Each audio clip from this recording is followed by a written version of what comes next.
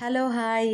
അപ്പോൾ ഇന്ന് നല്ലൊരു മഴയുള്ള ദിവസമായിരുന്നു. അപ്പോൾ നമുക്ക് ഈവനിങ് സ്നാക്സ് ഒന്നും ഇല്ല. അപ്പം ഞാൻ 2 ഉള്ളി ഇരിക്കുന്നത് കണ്ടു. ഉള്ളി സ്ലൈസായിട്ട് കട്ട് ചെയ്തിട്ട് ഒരു പച്ചമുളകും എടുത്തു. നമുക്ക് അടിപൊളി ഒരു ഉള്ളിവട ഉണ്ടാക്കാം.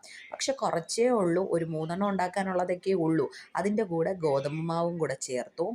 അത് കഴിഞ്ഞിട്ട് നല്ലതുപോലെ അതിനെ ഒന്ന് കൈ കൊണ്ട് തന്നെ മിക്സ് ചെയ്തെടുത്തു. എക്സ്ട്രാ വെള്ളമൊന്നും ആഡ് ചെയ്തിട്ടുണ്ടായിട്ട് വന്നില്ല. അങ്ങനെ എനിക്ക് പറ്റുന്ന ഷേപ്പിലൊക്കെ ഉള്ളിവടയുടെ ഷേപ്പിലൊക്കെ എടുത്തു. അത് കഴിഞ്ഞിട്ട് എണ്ണ ചൂടായപ്പോൾ അതിനകത്തോട്ട് ഉള്ളിവടകളെല്ലാം വെച്ചു, സെറ്റാക്കി. ഇപ്പുറത്തോട്ട് നമുക്ക് അടിപൊളി ഒരു കട്ടനും കൂടെ വെച്ചു. അതിനുശേഷം നമ്മുടെ ഉള്ളിവടകളെല്ലാം ഇവിടെ റെഡിയായി കിട്ടിയിട്ടുണ്ട്. പക്ഷേ ലേശം കരിഞ്ഞു പോയതുപോലുണ്ട്. ഇനി നമുക്ക് കഴിച്ചു നോക്കുമ്പോൾ അറിയാം. അപ്പോൾ കട്ടനും സെറ്റായി. അപ്പോൾ നമുക്ക് കട്ടനും ഉള്ളിവടയും കിട്ടി.